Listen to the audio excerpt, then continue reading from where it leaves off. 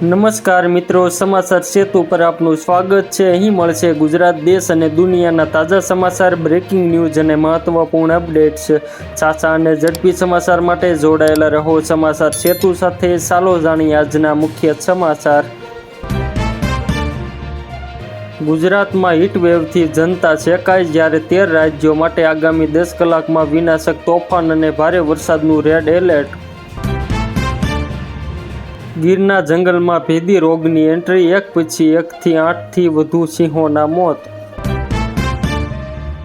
Bike ચાલકો સાવધાન, traffic નિયમોના ભંગ બદલ હવે ₹10,000 સુધીનો દંડ થઈ શકે છે। બકરી ઈદના તહેવારમાં સોશિયલ મીડિયા પર અફવાઓ પર ચુસ્ત દેખરેખ રાખવા રાજ્યના ડીસીપી રાવની સૂચના। સોલાર પેનલ લગાવવાવાળા લોકો માટે 1 જૂનથી નવા નિયમો લાગુ। અરબ સાગરમાં સિસ્ટમ સક્રિય થતાં ગુજરાતના જિલ્લાઓમાં વરસાદની શક્યતા, અંબાલાલ પટેલે વરસાદને લઈને કરી આગાહી। ઘૂસણખોરો સામે મોદી સરકારનું અત્યાર સુધીનું સૌથી મોટું ચક્રવ્યૂહ, અમિત શાહે કરી હાઈ લેવલ કમિટીની જાહેરાત। સસરા પુત્ર વધુના અફેરની જાણ થતાં જ પુત્રએ કરી બંનેની હત્યા, વોટ્સએપ ચેટથી ફૂટ્યો હતો ભાંડો।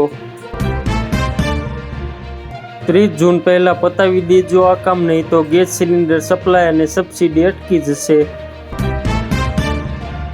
સરકારે +91 નંબરનો ઉપયોગ કરીને ફેક ઇન્ટરનેશનલ કોલ અંગે યુઝર્સને કર્યા એલર્ટ, એક ભૂલ તમારા બેંક ખાતાને કરી શકે છે ખાલી।